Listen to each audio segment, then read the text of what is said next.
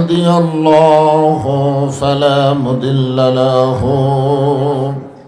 ومن يضلله فلا هادي له সকলে জবান খুলে বলেন আশহাদু আল্লা ইলাহা ইল্লাল্লাহু ওয়াহদাহু লা শারীকা লাহু ওয়া আশহাদু আন্না মুহাম্মাদান আবদুহু ওয়া রাসূলুহু الذي أرسل رسوله بالحق بشيرا ونذيرا وداعيا إلى الله بإذنه وسراجا منيرا فقد قال الله تعالى في كلامه المجيد والفرقان الحميد জবান খুলে সকলে পড়েন আউযু বিল্লাহি মিনাশ শাইতানির রাজিম বিসমিল্লাহির রহমানির রহিম يا أيها الذين آمنوا اتقوا الله وكونوا مع الصادقين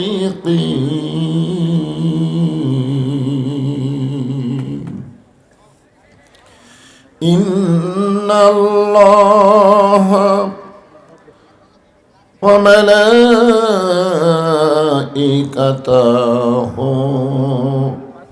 يصلون على النبي يا أيها الذين آمنوا صلوا عليه وسلموا تسليما اللهم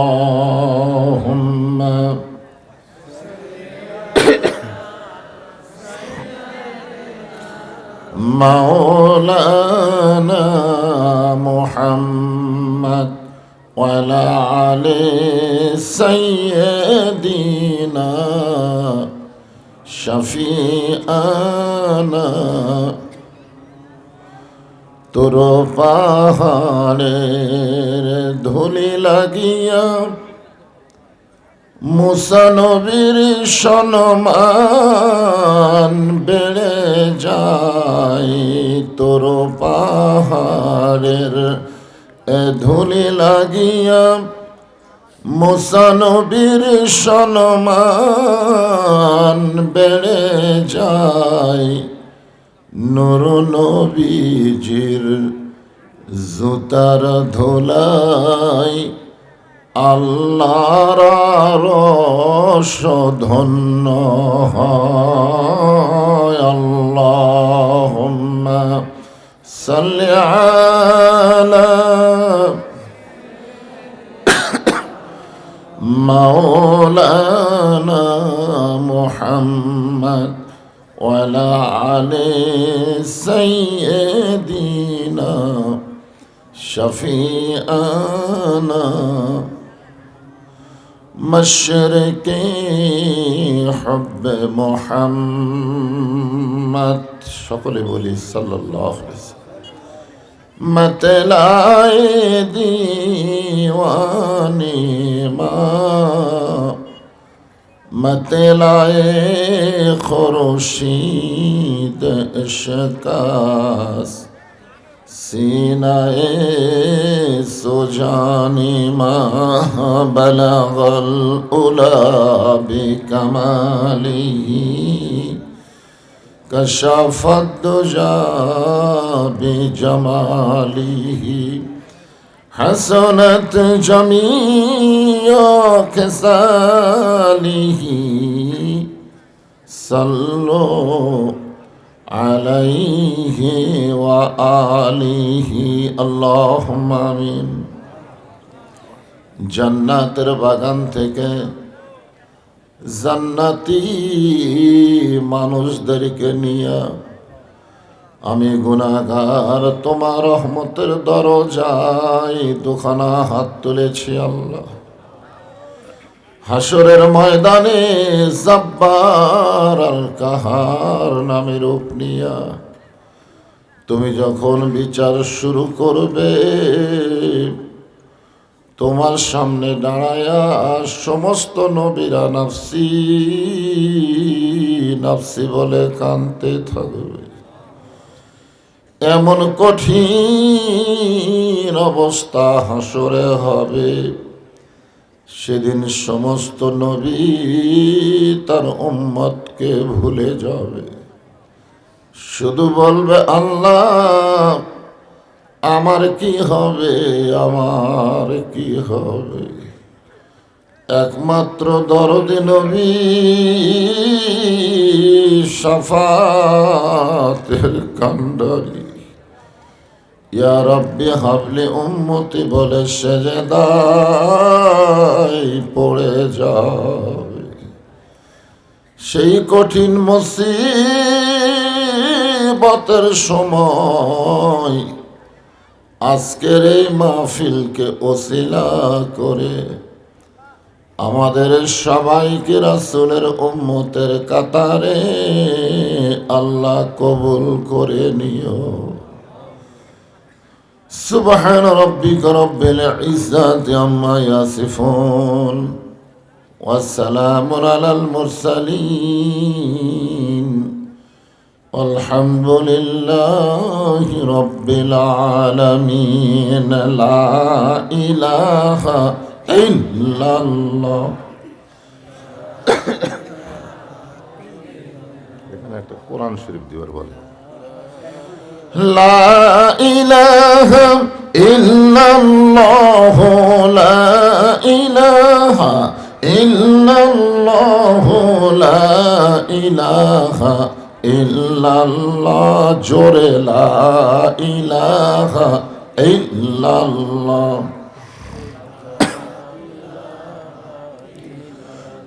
জিকির করতে কোনো শরম আছে? আপনারা বলেন তো, পৃথিবীতে সবচাইতে দামি ইবাদতের নাম কি?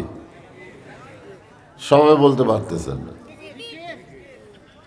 যখন নামাজ দুনিয়াতে আসে নাই, রোজা যাকাত হজ কিছুই আসে নাই, সর্বপ্রথম যে ইবাদতটা এসেছে তার নাম হলো জিকির। এই জন্য আল্লাহ বলেছেন সবসময় নামাজ পড়া যাবে না, সব সময় আপনি নামাজ পড়বেন হবে না, সব সময় রোজা করবেন হবে না, সব সময় যাকাত দেবেন চলবে না, সব সময় হজ করবেন করা যাবে না, কিন্তু সব সময় জিকির করা যাবে। আপনারা কথা বলেন না কেন? যাবে? যাবে। আল্লাহ কখনো বলে নাই কেউ নামাজ পড়লে আমিও নামাজ পড়ব। আল্লাহ কখনো বলে নাই কেউ রোজা করলে আমি আল্লাহ রোজা করব। আল্লাহ কোনো জায়গায় বলে নাই কেউ যাকাত দিলে আমি আল্লাহ যাকাত দেব। আল্লাহ কখনো বলে নাই কেউ হজ করলে আমি আল্লাহ হজ করব, বলছে? কিন্তু আল্লাহ বলেছেন ফাযকুরুনি আযকুরকুম, কেউ যদি জিকির করে আমি আল্লাহ জিকির করব। জোরে কোন সুবহানাল্লাহ। কিন্তু আপনারা এই জিকির করাতে খুবই দুর্বল। আমি দেখলাম জবান খুলতেছেন না। হ্যাঁ, একটু জবান খুলে জিকির, লা ইলাহা ইল্লাল্লাহ, লা ইলাহা ইল্লাল্লাহ, লা ইলাহা। চাঁদ সূরজ আর গ্রহ তারা আল্লাহ নামের পাগল পারা। চাঁদ সূরজ আর গ্রহ তারা আল্লাহ নামের পাগল পারা। আমার আল্লাহ নামের এতই দয়া,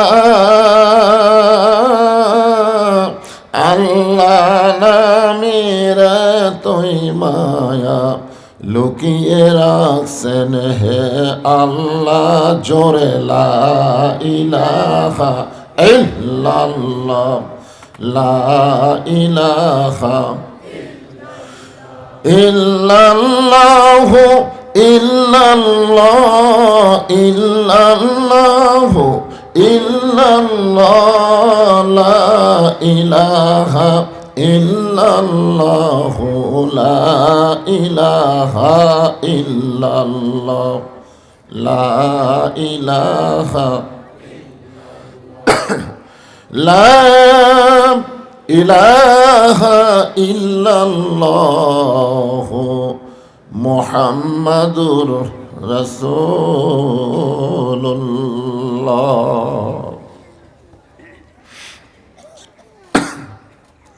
মোহাম্মদ রাসূলুল্লাহ বলার পরে কি বলা লাগে? ওইটাও তো আপনারা বললেন না।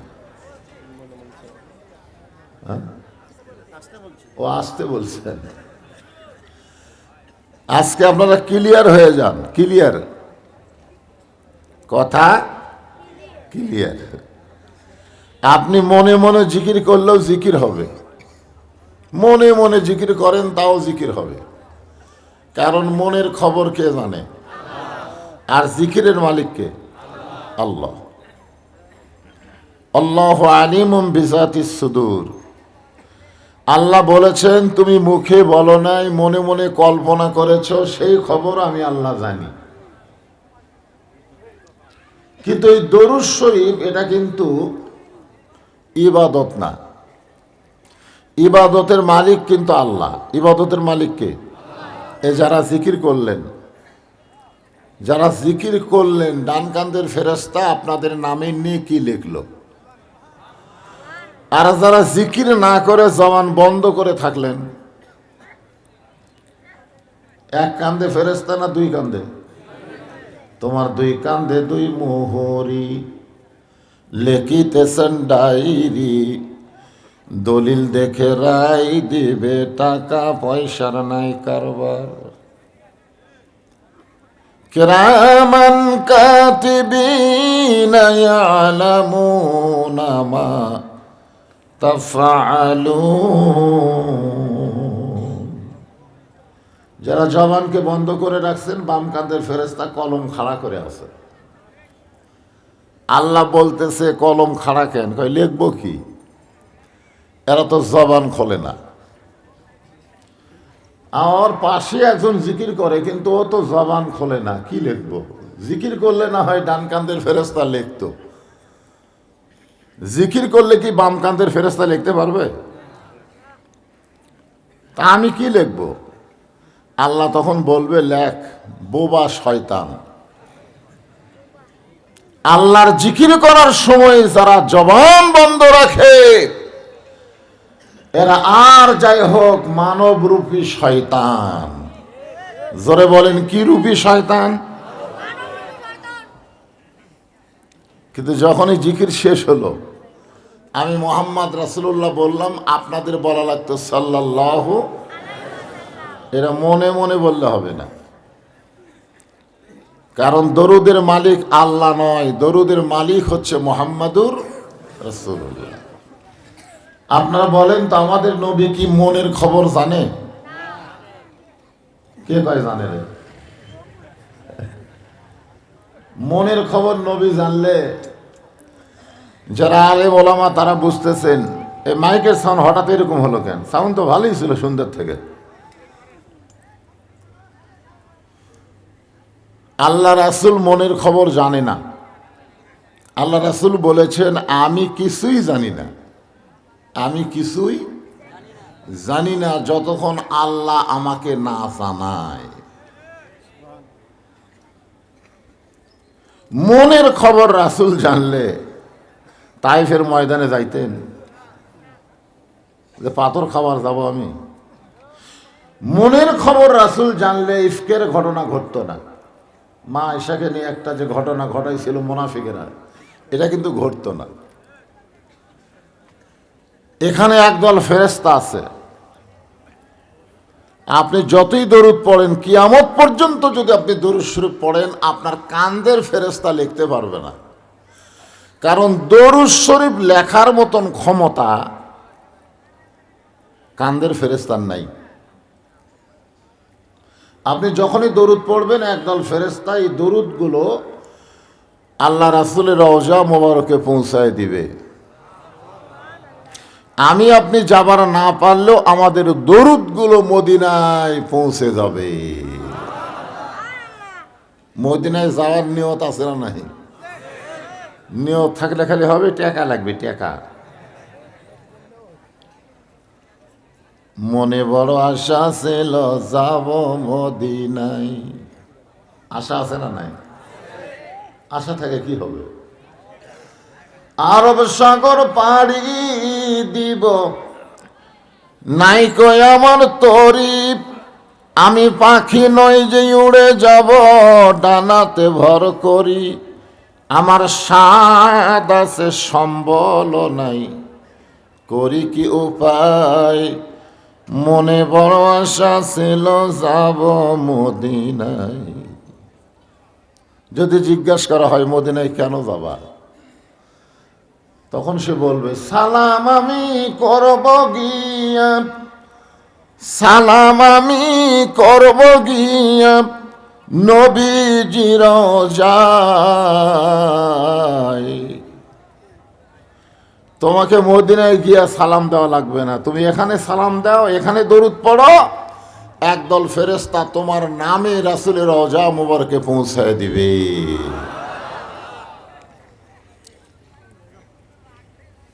আমি বক্তা সহ আপনারা যারা এখানে বসে আছেন, আমি কিন্তু আমাকে বাদ দেইনি। আমি বক্তা সহ আমার সামনে আপনারা যারা বসে আছেন, আপনারা বলেন তো, আল্লাহ যখন মিজানে নেকি আর পাপ ওজন করবে, আমাদের নেকি বেশি হবে না পাপ বেশি হবে? যারা বলতেছেন না তাদের মনে হয় নেকি বেশি হবে। আমি কিন্তু আমাকে বাদ দিইনি। আমি সহ যত শ্রোতারা আপনারা ওয়াজ শুনতেছেন, ওজন করলে দেখা যাবে নেকির চাইতে আমাদের পাপ বেশি। কেন? কারণ বর্তমানে আমরা হলাম বাংলাদেশি। জোরে কোন কি দেশি? আর বাংলাদেশে নেকি করলেও, সওয়াব করলেও সেটা রাখা খুবই কঠিন। আমরা মসজিদে নামাজ পড়তেছি, কিন্তু বাড়িতে আইসা দেখি কাম সারা। জোরে কোন কথা ঠিক কিনা? আমরা মসজিদে নামাজ পড়তেছি, রাস্তার মধ্যেই দেখি শেষ। মানে নেকি আমাদের জমা হচ্ছে না, খালি পাপই জমা হচ্ছে। এই জন্য দেখা যাবে নেকির চাইতে পাপ বেশি। আপনারা বলেন তো, নেকির চাইতে পাপ যদি বেশি হয় তার ঠিকানা কোথায়? সবাই জোরে কন, কোথায়? এই ছোট বাচ্চারা বোঝে না, কিন্তু কথা ঠিকই কয়। আর যারা বোঝে এরা কথা কয় না। আমাদের বর্তমান বাংলাদেশে সব জিনিসের দাম ঊর্ধ্বমুখী হওয়ার পিছনে একটাই কারণ, আমরা কথা কই না। জোরে কন কি কই না? এই পেঁয়াজের দাম 70-80 থেকে 100-র উপর চলে গেছে। আমি পেঁয়াজওয়ালারে বললাম, ভাই হঠাৎ এই 60 টাকার পেঁয়াজ 110 টাকা, জনগণ কথা কয় না হুজুর। 1 কেজির জায়গায় আদেশের কিনে, কিন্তু কথা কয় না। 500 টাকার গোস্ত 700 টাকাত গেল, কষাই বলতেছে, হুজুর জনগণ কথা কয় না। কয় 1 কেজির জায়গায় হাফ কেজি কিনবো, কিন্তু কথা বলবো না। কারণ কথা বললেই বিপদ। কথা যারা বলবে তারাই বিপদে পড়বে, দরকার নাই।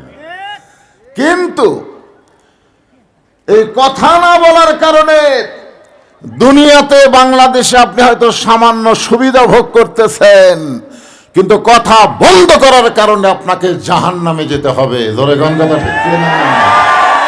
জাহান্নামে যাওয়া লাগবে। সামান্য দুনিয়ার কয়দিনের মজা। কয় হুজুর আমি সারাদিন ঘুরি, সারা রাত ঘুমাই, আমার কোনো টেনশনই নাই। আল্লাহ রাসূল বলেছেন এমন একটা জামানা আসবে, আগুনের আংটা হাতে রাখা সহজ হবে, ঈমান রক্ষা করা বড় কঠিন হবে। বর্তমান বাংলাদেশে মানুষ আল্লাহর ভয় বাদ দিয়ে অন্য কারো ভয় করতেছে, এক মুসলমানের ঈমান রক্ষা হচ্ছে না। জোরে কোন কথা ঠিক কিনা? কথা কয় না।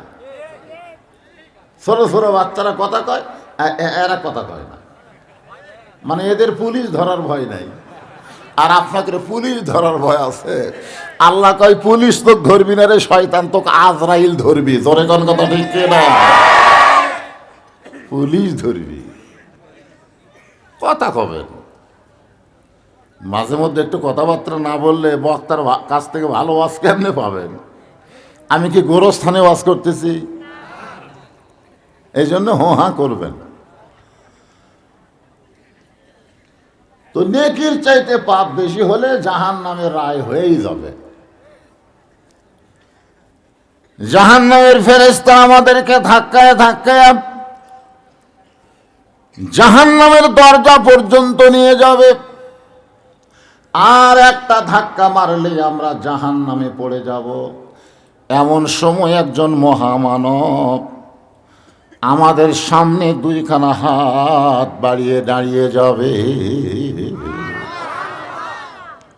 আর এক ধাক্কা, তাহলে জান্নাত। কিন্তু ওই সময় একজন মহামানব আমাদের সামনে দাঁড়িয়ে যাবেন, একেবারে দুইখানা হাত এভাবে বাড়ায় দেবেন। সঙ্গে সঙ্গে আল্লাহ জাহান্নামের ফেরেশতাদের পায়ে ব্রেক দিবে, জাহান্নামের ফেরেশতাদের হাতে ব্রেক দিবে, আর তারা ধাক্কা মারতে পারবে না। কারণ সামনে যিনি দাঁড়াইছেন ভাগ্য গুণে তিনি আমাদের নবী। সুবহানাল্লাহ, কি ভাগ্য আমাদের যে আমাদেরকে জাহান্নাম পর্যন্ত নিয়ে গেছে, কিন্তু ফেলে দিতে পারতেছে না। আমাদের নবী তখন দাঁড়ায় যাবে। এমন সময় আল্লাহ জিবরিল আমিনকে বলবেন, জিবরাইল যাও আমার নবীরে সালাম দিয়া জানাও নেকির চাইতে পাপ বেশি। নেকির চাইতে কি বেশি? পাপ বেশি। ফেরেশতা জিবরাইল এসে আল্লাহর নবীকে সালাম দিবেন, আসসালামু আলাইকা ইয়া রাসূলুল্লাহ, আসসালামু আলাইকা ইয়া রাসূলুল্লাহ। ভাই তো হজ করছেন, হজ করেননি? আমাদের বাংলাদেশে কিছু লোক আছে, হুজুর আসসালামু আলাইকুম, আছে না নাই? চেয়ারম্যান সাহেব আসসালামু আলাইকুম।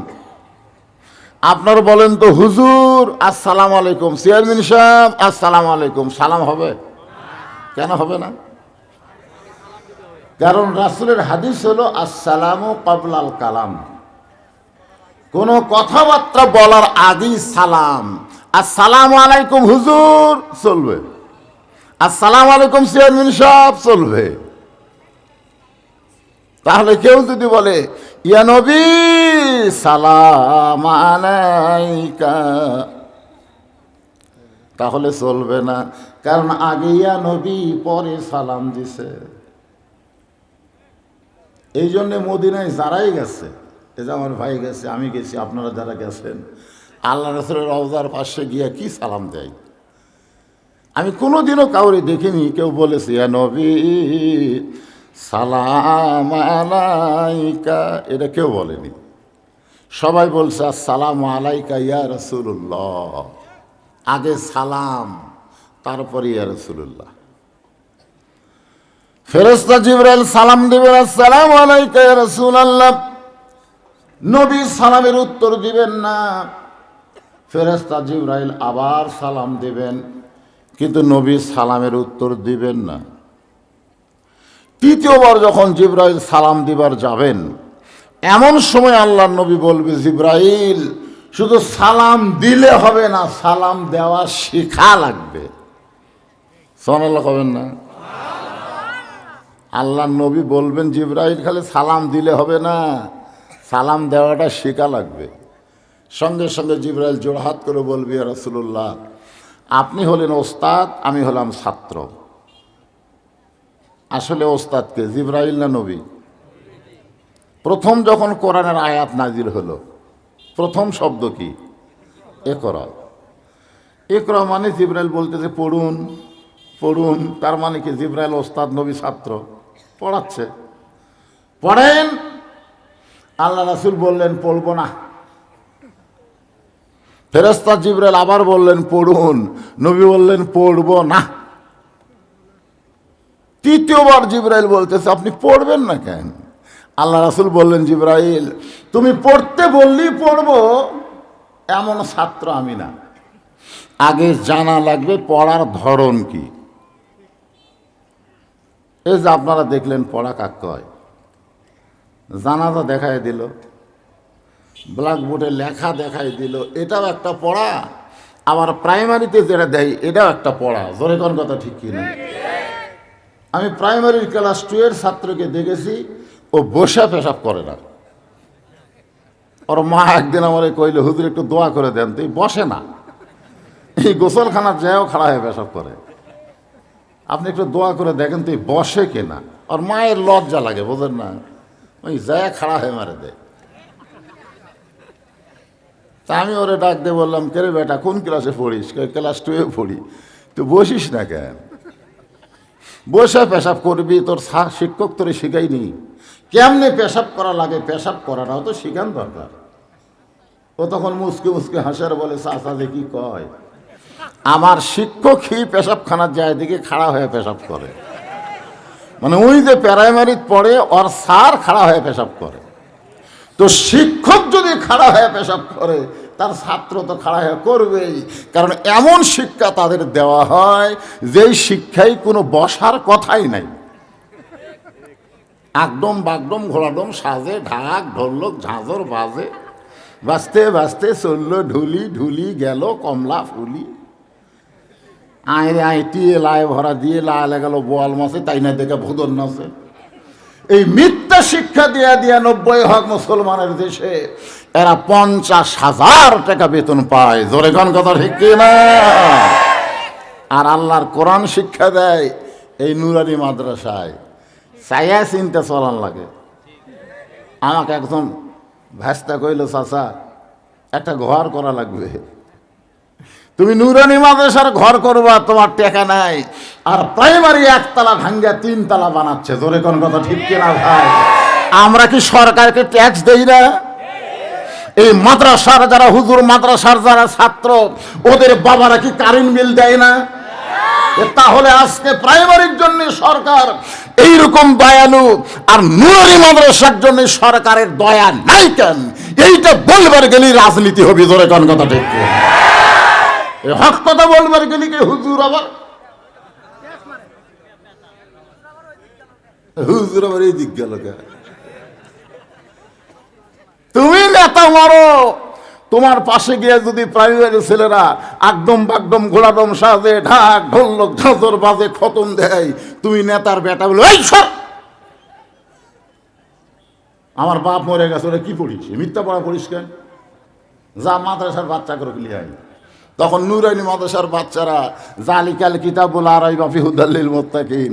এবার নেতার বেটা কয় ঠিক হচ্ছে, তোমার বাপ বাঁচা থাকতে প্রাইমারির পক্ষে, আর মরার পরে তোমার বাবার লাশের কাছে কোরআন পড়া, এইটা হলো আল্লাহর কোরআনের সাথে তামাশা করা। জোরে কোন কথা ঠিক কিনা? কোরআন মরা মানুষের জন্য নয়, কোরআন হলো জীবন্ত মানুষের হেদায়েতের খোরাক।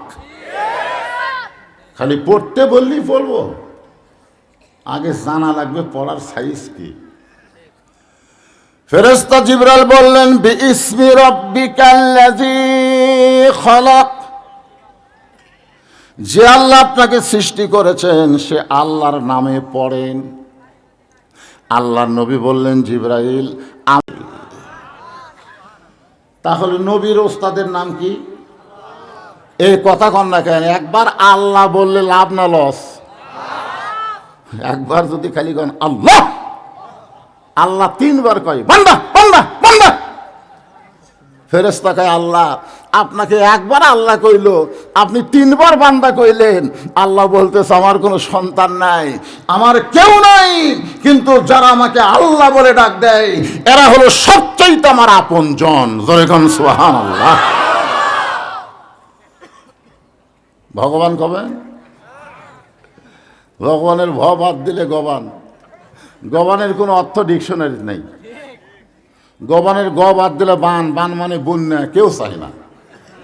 বা বাদ দিলে নো মানে নাই, ভগবান নেই। আর আল্লাহ, আল্লাহু লা ইলাহা ইল্লাহু আল হাইয়ুল কাইয়ুম। মন যদি চায় আলিফ বাদ দেন, লিল্লাহি মা ফিস সামাওয়াতি ওয়াল আরদ। মন যদি চায় আর একটা লাম বাদ দেন, লাহুল মুলক ওয়া লাহুল হামদ। মন যদি চায় লাম বাদ দেন, হুয়াল্লাহুল্লাযী লা ইলাহা ইল্লাহু। এমন একটা আল্লাহ আমরা ভাগ্য গুণে পেয়েছি যারা কিছু বাদ দিলে আল্লাহ বাদ পড়ে না। আল্লাহ হলো সদা বিরাজমান। জোরে বলেন কথা ঠিক কি না? সে আল্লাহকে আল্লাহ বলতে আপনাকে আপত্তি আছে? এইদিকে তাকাও বাজান, কোনো দিকে তাকাতে কি নাই। বহুদিন পরে মাগুর গাড়ি যাচ্ছি। জোরে কোন কথা ঠিক কি? আজকের ওয়াজের পরে বাদ বাকি ওয়াজ চলবে কি চলবে না সেটা পরের কথা। মনে করেন আজকে আমার শেষ ওয়াজ। আমি পুলিশ ধরার চিন্তা করি না, আমি চিন্তা করি আজরাইল ধরার। কারণ আমার সাতটার বক্তাগুলো অধিকাংশই মরছে। আমার সাথে যারা ওয়াজ করতো এরা অধিকাংশই মরছে। আর যে কয়টা বেঁচে আছে বলে শুয়ে আসে, ওরকে দাওয়াত নেই। হ্যাঁ, কেউ অসুস্থ হয়ে আছে, কেউ আর জনগণ দাওয়াত দেয় না, ওই বউলিয়া শুয়ে আছে। আর আমার সাতটার অধিকাংশই মরে গেছে। রেজাউল কাউসারি মারা গেছে, সিদ্দিকুর রহমান যশোরী মারা গেছে, হিলালি সাহেব মারা গেছে, জুবাইর আনসারি মারা গেছে, সব মরে গেছে রে। এই সাইকেল ওয়াজ করছে এই গ্রামে। 38 বছর হলো আমার ওয়াজের বয়স। 38 বছর হচ্ছে ওয়াজের বয়স। 38। কি মনে করতেছেন? এই যারা রাস্তাত খাড়ায় আছেন তামসা দেখতেছেন, এটা কি মেসি নেইমারের খেলা নাকি? এই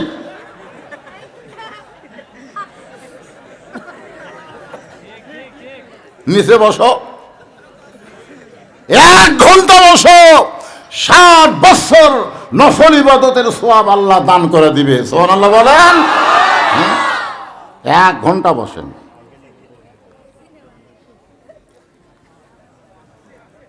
রাত 3টার সময় মেসি খেলবি, ওটা দেখার জন্য ওরা মুড়ি মাখে। হ্যাঁ, গামলা গামলা মুড়ি খায়। কি জন্য চেতন রে? 3টার সময় আর্জেন্টিনার খেলা হবে। 3টার সময় আর্জেন্টিনার খেলা দেখবা? আজকে এখনই দেখো খেলা হবে। এটা মাজা ভাঙ্গা খেলা না, 2 জন ধরে তুলে দেয় আর নেতা ডাকে খেলা হবি খেলা হবি। এটা কি মাজা ভাঙ্গা খেলা? এটা হচ্ছে আল্লাহর কোরআনের খেলা। ধরে কান সুবহানাল্লাহ। আল্লাহর কোরআনের খেলা দেখার দরকার আছে না নাই? যেই কোরআনকে আল্লাহ বললেন অনুনাজ্জিলু মিনাল কুরআনি মা হুয়া শিফাউ ওয়া রাহমাতুল লিল মুমিনিন। আল্লাহু আকবার। তো এখন আমাদের নবী আমাদের সামনে 2 হাত দাঁড়িয়ে দাঁড়িয়ে যাবেন। ফেরেশতা জিবরাইল এসে সালাম দেবেন। 2 বার দিছে। কয়বার? নবী রাগ করে বললেন জিবরাইল খালি সালাম দিলে হবে না, সালাম দেওয়া শিখা লাগবে। সঙ্গে সঙ্গে জিবরাইল বললেন হুজুর আপনি হলেন আমার ওস্তাদ আর আমি আপনার ছাত্র হবার চাই। নবী বললেন আমার ছাত্র হবার চাইলেই হবে না, আমার ছাত্র হতে গেলে যোগ্যতা অর্জন করা লাগবে। আপনারা বলেন তো নবীর ছাত্র হতে গেলে কি যোগ্যতা? আল্লাহ রাসূল বলেছেন লিউতাম্মিমা মাকারিমাল আখলাক। আমার মাদ্রাসার যারা ছাত্র হবে আমার নুরানি মাদ্রাসার যারা ছাত্র হবে তারা চরিত্রের সার্টিফিকেটে গোল্ডেন A+ পাবে। কথাই ঠিক মতো ফোটেনি, আর আপনাকে জানাজা পড়ে দেখালো। আমাকে ঘরের মধ্যে যে একবার শুনে যাচ্ছে, আমি চিন্তা করলাম আমার সামনে জানাজার দোয়া পড়বি? আমি বললাম ঠিক আছে বাবা পড়ো। ও গোটা দোয়া আমারে শোনাই দিল, ওর কপালে একটা চুমা খাইলাম, আর কলজার মধ্যে আনন্দ নিলাম। মাগুর গাড়ি কি করছে রে? হ্যাঁ, মাগুর গাড়ি কানো ছাড়া মাগুর থাকার কথা, আর সে জায়গায় এটা কি মাল বানাছে, জোরে কান সুবহানাল্লাহ। আমার কলজা ভরে গেছে যে মাসুম বাচ্চা জানাজা কেমনে পড়ান লাগে ইমামতি করে আপনাদের দেখাইয়া দিল। অনেক বুড়া পর্যন্ত জানাজার দোয়াই জানে না, জোরে কোনো কথা ঠিক কিনা? এটা কি বানাছে রে? লিতাম্মিমা মাকারিমাল আখলাক। রাসূল বলেছেন আমার মাদ্রাসার যারা ছাত্র হবে তারা চরিত্রের সার্টিফিকেটে গোল্ডেন A+ পাবে। আপনার বলেন তো, একটা মানুষের জীবনে সবচাইতে দামি জিনিসের নাম কি? এ জোরে করে কি হয়? ওরা জানলা দরজা বন্ধ করে ফেসবুক চালায়, অশ্লীল ভিডিও দেখে, আর মনে করে কেউ দেখতেছে না, কেউ দেখতেছে না। জানলা দরজা যে বন্ধ, দুই কান্দে দুই ফেরেশতা কয় শয়তান কেউ দেখতেছে না, তাহলে আমরা কি ঘুম পাচ্ছি? এই কোরআন নিয়ে যারা লাড়াচাড়া করতেছে, কোরআনের যারা ছাত্র হয়েছে, লা ইয়ামাসসুহু ইল্লাল মুতাহহারুন, পবিত্র না হওয়া পর্যন্ত এটা স্পর্শ করতে পারবা না। এই মাদ্রাসার তালেবে ইলম কোনোদিন জানলা দরজা বন্ধ করে অন্যায় করতে পারবে না, কারণ তাদের ঈমান বলবে কেউ না দেখলেও আল্লাহ দেখতেছে, দুই কান্দের দুই ফেরেশতা লিখতেছে। জোরে কোন কথা ঠিক কিনা?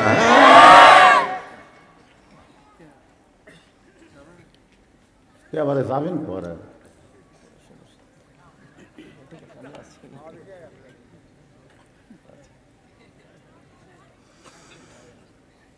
এখন থেকে নিয়ম হলো সভাপতি বানাবেন, যাই আখেরি মোনাজাত পর্যন্ত থাকবার পারবে, ঠিক কিনা বলে? আমি এক মাহফিলে ওয়াজ করতেছি, সভাপতি কাল ছত্তর করে কাঁপতেছে। আমি বললাম কে ভাই কাঁপেন কেন? হুজুর খুব ভয় লাগতেছে। আমি বললাম পাগলা, পুলিশ আসলে আমাকে ধরবি, আপনাকেই ধরবি? কোরআনের হক কথা হবে এখানে, পুলিশ কি আর বিডিআর কি আর র্যাব কি? কোরআনের কথা সবাই মানবে। জোরে কোন কথা ঠিক কিনা? মানবার না পারলেও বিরোধিতা করবে না, কারণ আবু জেহেল কোরআনের 1 নম্বর শ্রোতা, জানেন আপনি? সারা রাত দাঁড়িয়ে দাঁড়িয়ে কোরআন তেলাওয়াত শুনছেন, সারা রাত। সকালবেলা বলছে কি সুন্দর কোরআনের বাণী, রাতটা কোন দিক দিয়ে গেল আমি বুঝবারই পারিনি। সমস্যা কি আল্লাহর কোরআন থেকে? একটু কথা শোনার দরকার আছে না নাই? ফেরেশতা জিবরাইল বলবেন ইয়া রাসূলুল্লাহ, আমি আপনার ছাত্র হবার চাই, আপনি ওস্তাদ হয়ে আমাকে সালামের শিক্ষা দেন। এবার আল্লাহর নবী বললেন জিবরাইল, তুমি কি গ্রামার জানো? গ্রামার আরবি বাংলা ইংরেজি হচ্ছে গ্রামার, বাংলাতে হচ্ছে ব্যাকরণ। কা হলো 1 বছর, কা কয় বছর? কুমা হলো 2 বছর, আর কুম হলো বহু বছর। আমি কোটি কোটি উম্মতের সামনে দাঁড়ায় আছি, আর তুমি আমাকে একলা লক্ষ্য করে বলতেছো আসসালামু আলাইকা ইয়া রাসূলুল্লাহ। তাহলে আমার গুনাহগার উম্মতের খবর কি? এদেরকে বাদ দিয়া তুমি শুধু আমারে সালাম দিলা কেন? জিবরাইল বলতে যে হুজুর এদেরকে সালাম দিয়ে কোনো লাভ নাই, কারণ এদের নেকির চাইতে পাপ বেশি। নেকির চাইতে পাপ যখন বেশি হয়ে গেছে, আল্লাহ জাহান্নামে রায় দিয়া দিল, এদেরকে সালাম দিয়া কি হবে?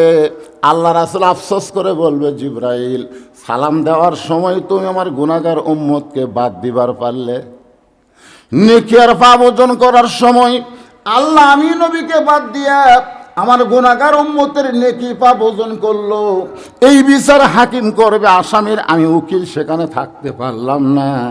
আল্লাহর বিচার আমি নবী মানব না, আল্লাহর এই বিচার আমি নবী মানব না। এই জন্য একটা গান আছে, আপনার শুনছেন গান? আছেন আমার মুক্তার, আছেন আমার ব্যারিস্টার, শেষ বিচারের হাইকোর্টেতে সবাই বলেন শেষ বিচার, জোরে কোন বিচার? সেই বিচারের হাইকোর্টেতে তিনি আমায় করবেন পার, আমি পাপী রাসূল জাবিন্দার। আল্লাহ ডাকদা বলবেন জিবরাইল আমার দোস্ত নবীকে বলে দাও আমি আল্লাহ আমার দোস্ত নবী উম্মতের ব্যাপারে আফিল গ্রহণ করলাম। নবী তখন বলবে আমি সামনে সামনে যাই, তোরা আমার পাশে পাশে আয়। আমাদেরকে নবী বলবে আমি সামনে সামনে যাই, তোরা আমার পিছনে পিছনে আয়। নবী সামনে যাবে আর বারবার পিছন দিকে তাকাবে। পিছন দিকে তাকানোর কারণ হলো আমরা কেউ বাদ পড়লাম কিনা, সুবহানাল্লাহ কোন না কেন? আমরা কেউ বাদ পড়ছি কিনা এটা দেখার জন্যে নবী বারবার পিছন দিকে তাকাবে। আমরা বলবো ইয়া রাসূলুল্লাহ জাহান্নামের দরজা থেকে আমরা ফেরত আসতেছি, আমরা কেউ ছাড়া পড়ব না, আপনার পিছনে পিছনে আমরা রওনা দিলাম। মিজানের কাছে এসে নেকি আর পাপ ওজন করা হবে, নেকির চাইতে পাপ বেশি হয়ে গেছে। আল্লাহ বলে হাবিব গো তাকায় দেখেন নেকির চাইতে পাপ বেশি, আমি এখন কি করব? আমার তো করার কিছু নাই। রাসূল বলে আপনি হাকিম, আপনি কি করবেন? এখন যা করতে হবে উকিল করবে। আল্লাহ কয় আপনি কি ওকালতি করবেন? আল্লাহ রাসূল তখন বলবে আল্লাহ নামাজ, রোজা, হজ, যাকাত, জিকির এর যা সওয়াব আপনার ডান কান্দের ফেরেশতা লিখছে, কিন্তু আমার প্রতি যে আমার উম্মতেরা দরুদ শরীফ পড়ছে এই দরুদগুলো তো উম্মতের আমল নামায় নাই। এই দরুদগুলো আমি নবীর রওজার পাশে পৌঁছাইয়া দিছে। আপনি বলেন আল্লাহ জিকির করা কি? আল্লাহ কয় ইবাদত। দরুদ পড়া কি? আল্লাহ কয় মহব্বত। আপনি বলেছেন যে সারা জীবনের উম্মতের নেকির ইবাদত যদি এক পাল্লায় দেওয়া হয় আর আবু বকরের এক রাতের মহব্বত যদি অন্য পাল্লায় দেওয়া হয়, সমস্ত উম্মতের নেকির চাইতে আবু বকরের মহব্বতের ওজন বেশি হবে। জোরে কোন সুবহানাল্লাহ। কয় রাত? সেটা কোন রাত? ও যে গানে সুরের মধ্যে নবী ঘুমায় গেছে, আবু বকর ঘুমায় না। আল্লাহ নবী ঘুমায় গেছে, আবু বকরের উরাতকে বালিশ বানায়, কিন্তু নবী ঘুমায় না, আবু বকর ঘুমায় নাই। হঠাৎ আবু বকর দেখে নবীর কপাল ঘেমে ঘাম মুখ তার দানার মতো দেখা যায়। সুবহানাল্লাহ কোন। আবু বকরের বড় লোভ হলো ওই ঘামটা নিয়ে আমি একটু নিজের চেহারায় মালিশ করব। সুবহানাল্লাহ কোন। নবী ঘুমিয়ে গেছে, এমন সময় আবু বকর নবীর কপালের ঘাম নিজের চেহারার মধ্যে যেই মালিশ করছে সঙ্গে সঙ্গে গারে সুর আলোকিত হয়ে গেছে। তাকায় দেখে ছোট্ট একটা ছিদ্র, যদি কিছু বের হয়ে আমার নবীকে কামড় দেয়। আসলে গর্তের মধ্যে দুইজন আছে। আবু বকর নিজের অস্তিত্ব ভুলে গিয়া শুধু বারবার চিন্তা করে কিছু বের হয়ে যদি নবীরে কামড়ায়। ডান পাখানা বাম পাখানা ছিদ্রের মুখে লাগায় দেয়। আল্লাহ তাআলা বিষাক্ত সাপকে ডাক দেয়া বলে সাপরে এখন পরীক্ষা কর, লিয়াবলুয়াকুম আইয়ুকুম আহসানু আমালা। বিষাক্ত সাপ এসে পায়ে কামড় দেয়, একবার দুইবার না পাঁচবার কামড় দেয়। আবু বকরের দেহ থরথর করে কাঁপতেছে। হঠাৎ এক ফোঁটা চোখের পানি নবীর গাল মোবারকে পড়েছে। নবী ঘুম থেকে চেতন পায় বলে আবু বকর বিয়ে বাচ্চার কথা মনে করে বুঝি কাঁদতেছ? আবু বকর বলে ইয়া রাসূলুল্লাহ আমার বুকটা ছিঁড়ে যদি আপনাকে দেখাবার পারতাম, আমার কলিজার ভিতরে আল্লাহ রাসূল ছাড়া আর কারো জায়গা নাই। তাহলে কেন কাঁদতেছ? পা দিছে কি যেন বারবার কামড় দেয়। আল্লাহ নবী বলে আবু বকর বিষাক্ত সাপ কামড় দিল, সেই বিষের যন্ত্রণায় তোমার চোখ দিয়ে পানি পড়ল, অথচ আমি তোমার উরাতের উপরে ঘুম পাড়ি, একটা বার তুমি আমার ঘুম থেকে ডাক দিলা না। আবু বকর বলে নবী গো ওই আল্লাহর শপথ করে বলতেছি আমার জীবনের চাইতে আপনার ঘুমের দাম অনেক বেশি। যেই বলছে আল্লাহর শপথ করে বলতেছি, আমার জীবনের চাইতে আপনার ঘুমের দাম অনেক বেশি। নবী বলে, আল্লাহ আমি আবু বকরকে কি দিব? আল্লাহ বলতেছে, হাবিব রে, নামাজ নয়, রোজা নয়, শুধু আপনাকে মহব্বত করার রাতটার ওজন এতই বেশি, সমস্ত উম্মতের নেকির চাইতেও ওজন বেশি হবে। তাহলে আমরা যে দরুদ পড়তেছি, এটা কি ইবাদত না মহব্বত? মহব্বত। নবী পকেট থেকে বের করে নেকির পাল্লাই দিয়ে বলবেন, ওই যে মাগুর গাড়ির মাহফিলে আমার পাগলা উম্মতেরা আমার নাম শুনে সাল্লাল্লাহু আলাইহি সাল্লাম বলেছিল, সেই নেকি কি আপনার কাছে আছে? আল্লাহ কয় না। কার কাছে? তো কাছে আপনার কাছে। আমি সেটা মিজানের নেকির পাল্লা দিলাম, সঙ্গে সঙ্গে নেকির পাল্লার ওজন বেশি হবে। এখন বলেন, সেই দরুদ পড়তে আমাদের কোনো আপত্তি আছে? যখনই নবীর নাম শুনবো তখনই বলবো সাল্লাল্লাহু আলাইহি ওয়াসাল্লাম। মাগুরগাড়ি দারুল উলুম কওমি মাদ্রাসার উদ্যোগে আজকের ইসলামী জলসায় সম্মানিত সভাপতি হাফেজ মোহাম্মদ আব্দুল্লাহ, আপনি আজকের মাহফিলের সম্মানিত সভাপতিকে অন্তরের অন্তঃস্থল থেকে আমি শুভেচ্ছা জ্ঞাপন করছি। আজকের এই মাহফিলের সম্মানিত প্রধান অতিথি জননেতা আলহাজ মোহাম্মদ মুজিবুর রহমান মজনু, বগুড়া জেলা আওয়ামী লীগের সম্মানিত সভাপতি, আপনাদের শেরপুর উপজেলার একসময় সাবেক চেয়ারম্যান ছিল, এখন ঠিক কিনা? ও এখন আছে, বর্তমান চেয়ারম্যান। হ্যাঁ, বর্তমান চেয়ারম্যান, সামনে হয়তো এমপি ইলেকশনে যাবে। আজকে তিনি আসেন নাই, ওনার প্রতিনিধি কিছু কথা বলে গেছেন। সম্মানিত বিশেষ অতিথিবৃন্দ, সকলকে এই অন্তরের অন্তঃস্থল থেকে আমি শুভেচ্ছা জ্ঞাপন করছি। সম্মানিত ওলামায়ে কেরাম, আপনাদের মাঝে মাঝে যে সমস্ত আলেম ওলামা বসে আছেন, মাগরিবের নামাজের পর থেকে এত রাত পর্যন্ত যেনারা কোরআন হাদিসের আলোকে গুরুত্বপূর্ণ আলোচনা করে আপনাদেরকে শোনালেন, আলেম সহ আজকের মাহফিলের বক্তাগণকে অন্তরের অন্তঃস্থল থেকে আমি শুভেচ্ছা জ্ঞাপন করছি। এই মুহূর্তে আমার সামনে যারা বসে আছেন, যিনাদেরকে আল্লাহ দয়া করে রহম করে আজকের এই জান্নাতের বাগানে কবুল করেছেন, আমি আমার অন্তরের অন্তঃস্থল থেকে আপনাদের সবাইকে শুভেচ্ছা জ্ঞাপন করছি।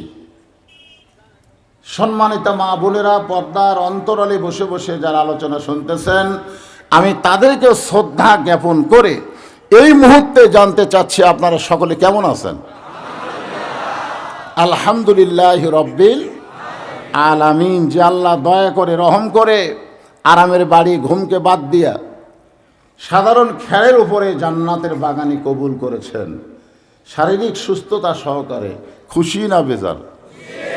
তাহলে সকলেই বলবো, রব্বানা লাকাল হামদ হামদান কাসীরান তাইয়িবান মুবারাকান ফিহি।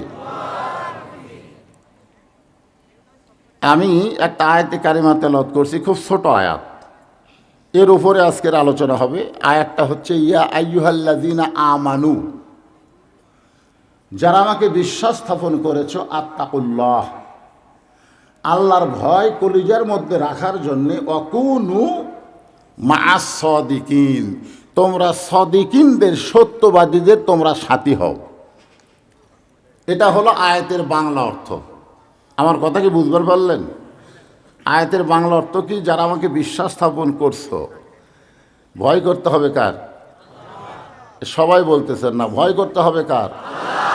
আল্লাহ ছাড়া অন্য কারো ভয় যদি কলিজার মধ্যে আসে, তাহলে বুঝতে হবে আপনার ঈমানের মধ্যে ভেজাল আছে। আর ভেজাল ঈমান নিয়ে আপনি মরবেন, কিন্তু মুসলমান হয়ে মরতে পারবেন না। মুসলমান হয়ে মরতে গেলে নির্ভেজাল ঈমান নিয়ে আমাদের দুনিয়া ছাড়া লাগবে। যখন কথা ঠিক কিনা? সাহাবেরা প্রশ্ন করলো, ইয়া রাসূলুল্লাহ, এই ঈমান সম্পর্কে আমরা একটু জানবার চাই, যে ঈমানটাই সবচাইতে গুরুত্বপূর্ণ। সেই ঈমানটা কি? আল্লাহ রাসূল বললেন, ইকরার বিল লিসান, খুব খেয়াল করে শুনবেন, তাসদিকু বিল জানান, আমল বিল আরকান। এখানে রাসূল কয়টা কথা কইলেন? তিনটা কথা কইছে।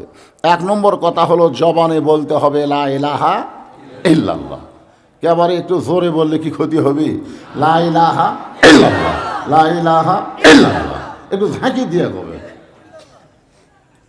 ঝাঁকি দিলে কলব পরিষ্কার হয়। বিশ্বাস যদি না হয় আলপনা দরবারে যাবেন, ঝাঁকি কাক কয় এইভাবে, তাই না?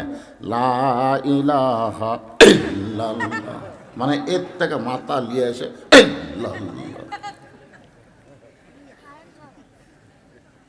একটু ঝাঁকি দিয়ে বলা লাগবে বাজান। এটা হচ্ছে মুখের কথা, ইকরার বিল লিসান জবানে বলা লাগবে। দুই নম্বর হলো তাসদিক বিল জানান। তাসদিক বিল জানান কলিজার মধ্যে ইমানের জায়গা দেওয়া লাগবে, কলিজার ভিতরে। জোরে কোন কার ভিতরে?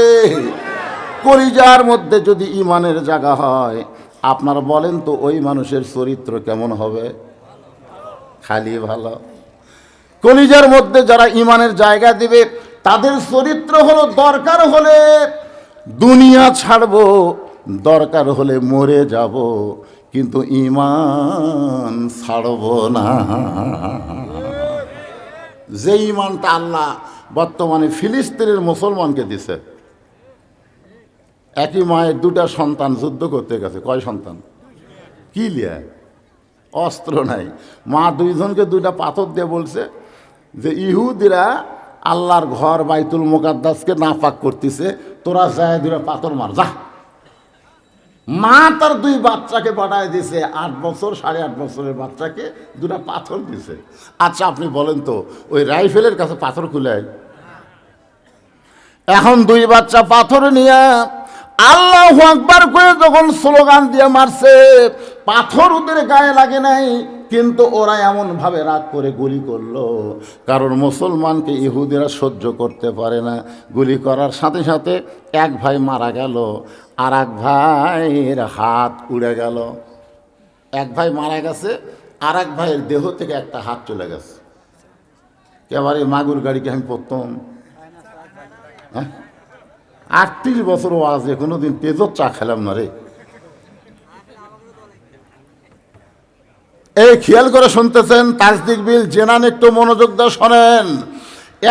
এক ভাই দুনিয়া থেকে চলে গেছে গুলি খেয়ে, আর এক ভাইয়ের দেহ থেকে একটা হাত উড়ে গেল।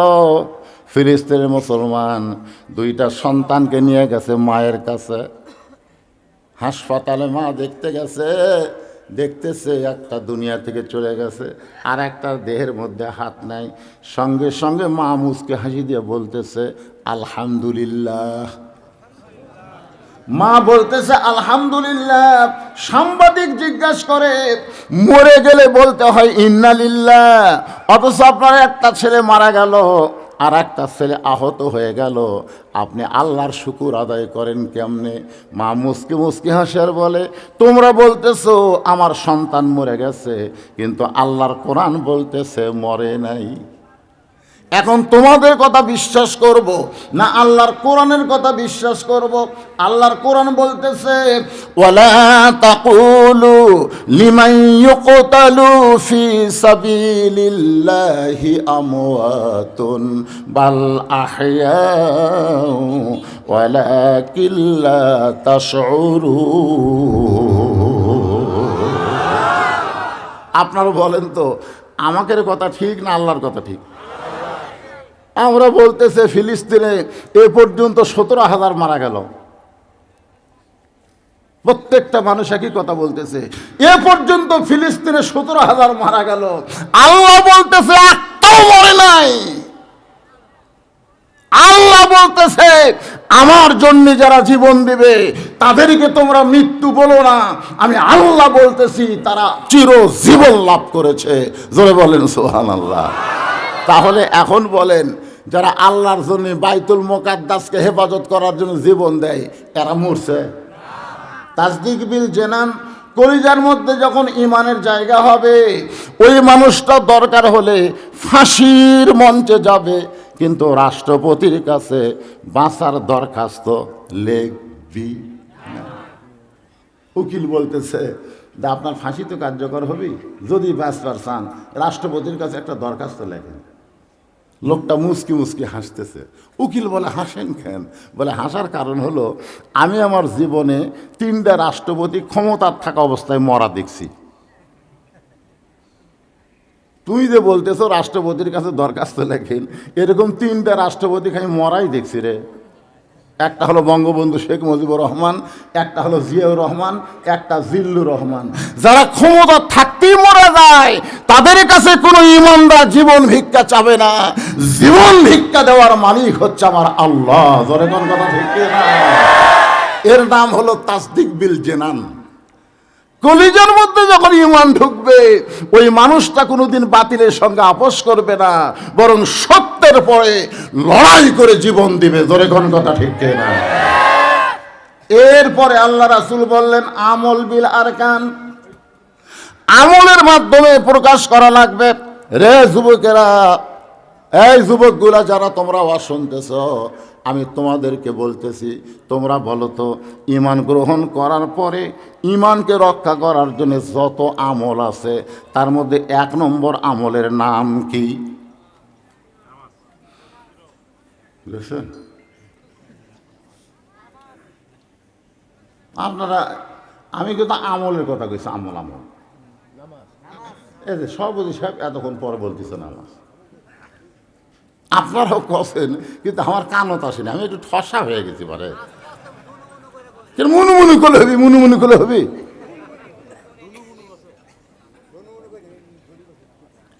শোনেন, এই নামাজ সম্পর্কে রাসূল ডাইরেক্ট কিছু হাদিস বলছেন।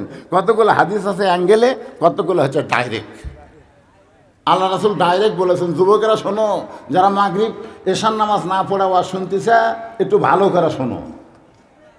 মাগরিবও পড়েনি, এশাও পড়েনি, এরা ফজরও পড়বি না। এরকম কিছু আছে না নাই? জোরে কান আছে না নাই?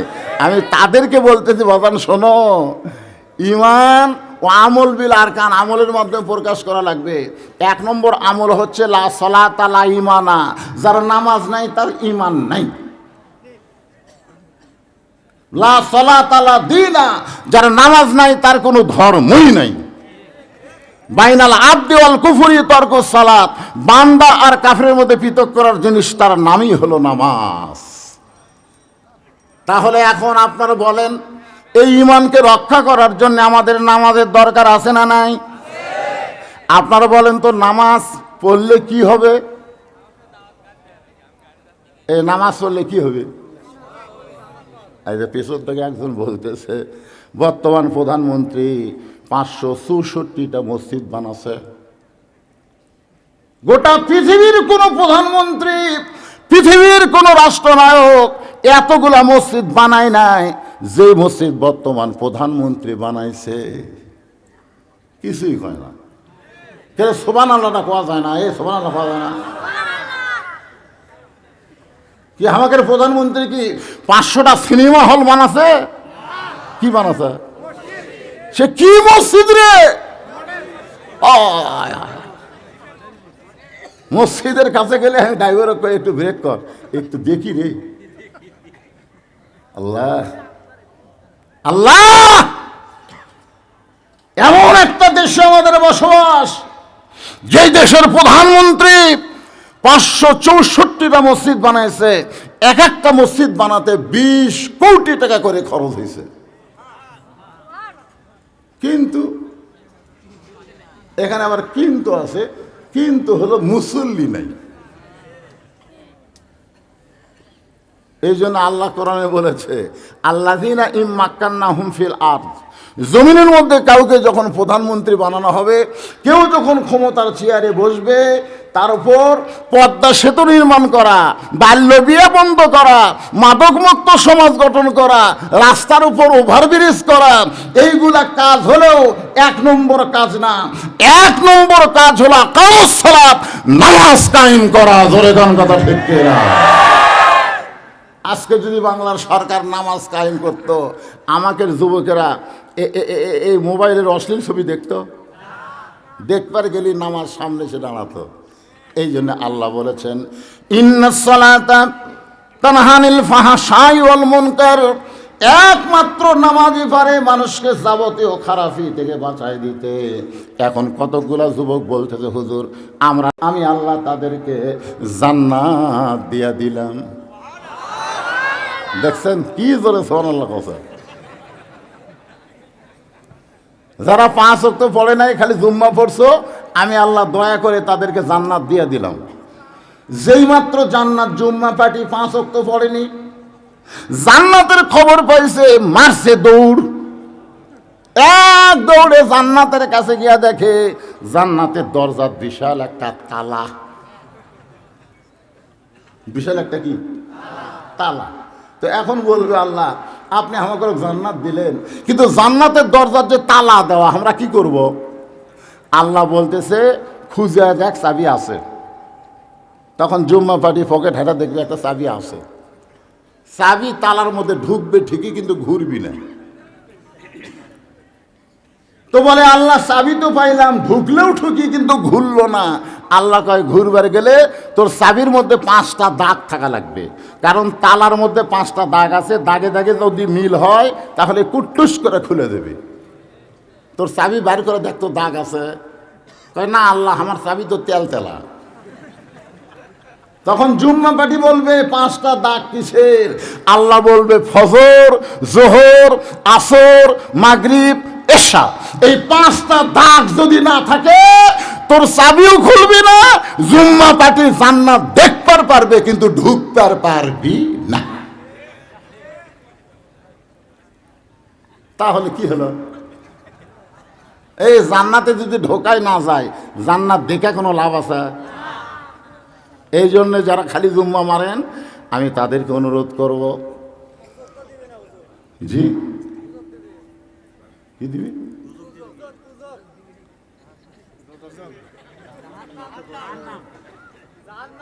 জাহান্নামের কথা পরে, মুসলমানকে জাহান্নাম রে। আল্লাহ রাসূল এমনও কথা বলেছে, মান কালা লা ইলাহা ইল্লাল্লাহু ফাদাখালাল জান্নাত। একবার যদি কেউ লা ইলাহা ইল্লাল্লাহ পড়ে, সে জান্নাতের মধ্যে প্রবেশ করবে। মুসলমানেরা জাহান্নামের কথা শুনবে কেন? মুসলমানেরা জান্নাতের ওয়াজ শুনবে। জোরে কোন কথা ঠিক না? আমি বলবো, জান্নাত দেখে আর ফেরত আসা কষ্টকর না। আমরা কি মরছি? মরলে না হয় এই কষ্ট হবে, এখনো তো বাঁচে আছি রে যুবক। আজকে ফজর থেকে খালি নিয়ত করেন যে বাকি জীবনে একটা ওয়াক্ত নামাজ বাদ দেব না। আল্লাহ কয়, যত নামাজ না পড়েছিস পাপ হয়েছে, নিয়ত করার সঙ্গে সঙ্গে আমি আল্লাহ তোকে মাফ করে দিলাম। তাহলে কারা কারা মাগরিব এশার নামাজ পড়েননি হাত তোলেন, এটা আমি বলবো না। কারা কারা মাগরিব এশা পড়েননি হাত তোলেন, এটা বলবো না। এই হাত তুলছে কে? কারা কারা মাগরিব এশা পড়েননি হাত তোলেন, আমি বলবো না।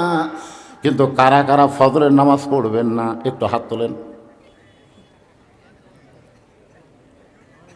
কারা কারা ফজরের নামাজ পড়বেন না হাত তোলেন তো দেখি। একজনও নাই। আমলের মধ্যে 1 নম্বর আমল হলো নামাজ। এই নামাজটা হলো পুরুষের 1 নম্বর আমল, কিন্তু আমার মা বোনেরা যারা পর্দায় বসে আছে, এদের 1 নম্বর আমল কিন্তু নামাজ না। মা বোনদের 1 নম্বর নেক আমলের নাম হলো পর্দা। এ আমার মায়েরা শোনেন, পুরুষের জন্য 1 নম্বর নেক আমলের নাম কি? এ সবাই জোরে করে, 1 নম্বর নেক আমলের নাম কি? আর নারীদের জন্য 1 নম্বর নেক আমলের নাম হলো পর্দা। আমার মায়েরা শোনেন, একটু মনোযোগ দিয়ে শুনবেন। এই পর্দা জিনিসটা, এটা কোনো বক্তার ওয়াজ না। পর্দা হলো আল্লাহর কোরআনের আইন। আল্লাহ কোরআনে বললেন, অকরনা ফি বুয়ুতিকুন্না ওয়ালা তাবাররাজনা তাবাররুজাল জাহিলিয়াতিল উলা। আচ্ছা, আপনারা কি আমার কথা বুঝবার পারতেছেন না? তাহলে এই ওটা বসা করেন কেন? হ্যাঁ,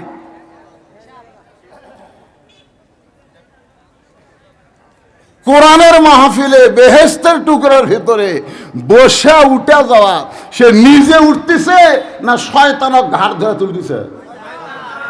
শয়তান বলতেছে, তুই তো নামাজ পড়িস না, তুই নামাজের ওয়াজ শুনবি কে? ওঠ। আশ্চর্য কথা। এখন যখন পর্দার লজ্জাই শুরু করব, কতগুলো মরদ মানুষ বলবি আমার বইয়েরই পর্দা নাই। আরে পাগলা, নাই তো কি হয়েছে, নামাজ পড়ি নাই তো কি হয়েছে, আজ থেকে আমরা শুরু করব। হায়াত আছে না নাই? যখন হায়াত আছে না নাই? আল্লাহ বলেছেন লা তামুতুন্না, মৃত্যুবরণ করো না ইল্লা ওয়া আনতুম মুসলিমুন, যতক্ষণ মুসলমান না হবে। এক হিন্দু আমাকে বলতেছে, হুজুর আপনি মুসলমানের ঘরে জন্ম নিয়েছেন তো বড় বড় কথা বলতেছেন, হিন্দুর ঘরে জন্ম নিলেই বুঝতেন। আমি বললাম পাগলা, তুই হিন্দুর ঘরে জন্ম নিছিস তো কি হয়েছে, মরার সময় মুসলমান হয়ে মর। কারণ এখনো তো আমরা জীবিত আছি, আসি না নাই? জোরে কোন আসি না নাই? এখন আমাদের তওবা করার সুযোগ আছে ভাই। আমার মা বোনেরা যারা পর্দার অন্তর আছেন একটু মনোযোগ দেন। গভীর রাত্রে মা ফাতেমা হযরত আলীর বুকের মধ্যে মাথা লুকাইছে, ছোট বাচ্চার মতন ফোফায় ফোফায় কাঁদতেছে। আলী বলতেছেন, ফাতেমা এই গভীর রাত্রে তুমি কেন কাঁদতেছ? ফাতেমা বলে, স্বামী গো, আল্লাহ তাআলা আমার দোয়া কবুল করেছে। হযরত আলী বলে, ফাতেমা আল্লাহ যদি দোয়া কবুল করে থাকে তাহলে কান্দো কেন? আল্লাহ দোয়া কবুল করছে তাহলে কান্দো কেন? কারণ দোয়া কবুল করা হলো আলহামদুলিল্লাহ, দোয়া কবুল করা হলো খুশির খবর।